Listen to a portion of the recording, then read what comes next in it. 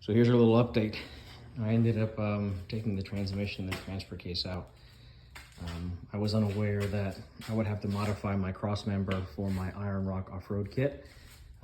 So more than likely what I'm going to do is just mount that where it goes stock and then extend out so I can mount the transmission mount. I do have the Northwest fabrication plates in. They're still adjustable. They're gonna have to be modified, cut. From what I've seen, I have to cut this a little bit more flat for the alternator. So I'll get on that. Everything else has kind of been taken apart in preparation.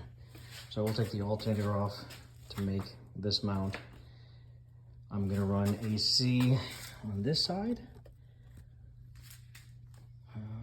Other than that, like I said, this is ready to go. I won't be able to get it done for another week or so, but this is ready to float so I can make the engine side mounts, make the adjustments here, and kind of see where everything is.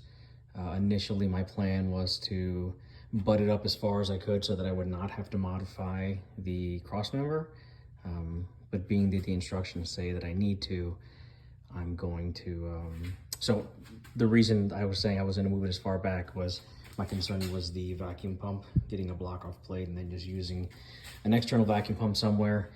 But because I have to modify the transmission cross member, I'll move it forward and it'll give me enough space to be able to do a timing belt when the time comes. I do plan to attempt to run the the Volkswagen ball over here. So I will either 3D print or make a mount for that. I do plan to run AC and of course wire up or plumb up my heater core. But that's kind of it. So matte Whitbread, adapter plate. I'm gonna attempt to run the factory oil filter with a PD 150 cooler itself. That one I think is bad, so I have a new one on order coming in. I will run my GTD 1756 in the top mount from Power TDI. So we'll kind of see how that works. I was just looking up, probably chop off that upper control arm mount since I run the 3-arm. I'm gonna clean all this up, probably paint it, and then clean the underbody and see what that's. I mean, it's in good shape, but if I need to paint it with something, I'll paint it with something. But yeah, so that's the quick update.